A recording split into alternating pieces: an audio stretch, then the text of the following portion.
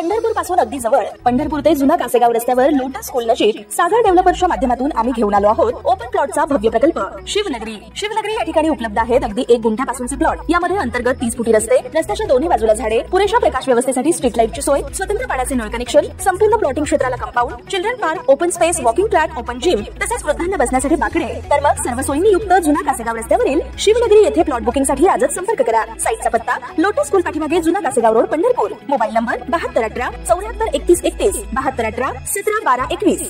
गेल्या काही दिवसापासून महाराष्ट्रात पावसाने विश्रांती घेतल्याने राज्यात उष्णतेची लाट जाणवू लागली आहे।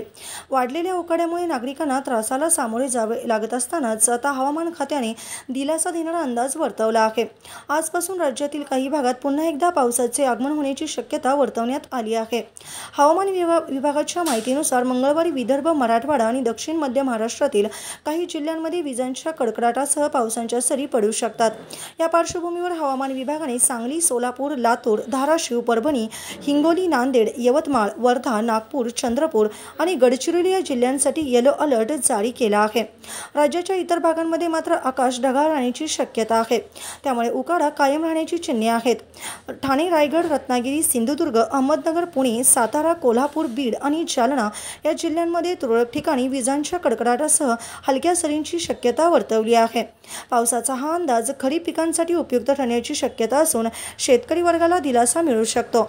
मात्र विजांच्या कडकडाटामुळे खबरदारी घेण्याचे आवाहन प्रशासनाकडून करण्यात आले असून हवामानाच्या बदलत्या स्थितीकडे लक्ष ठेवण्याचे आवाहनही करण्यात आले आहे। ताज्या घडामोडी पाहण्यासाठी आमच्या YouTube चॅनलवरील PVR म्हणजेच पंढरी वार्ता या न्यूजला सबस्क्राइब करा आणि शेजारील बेल आयकॉनवर क्लिक करा।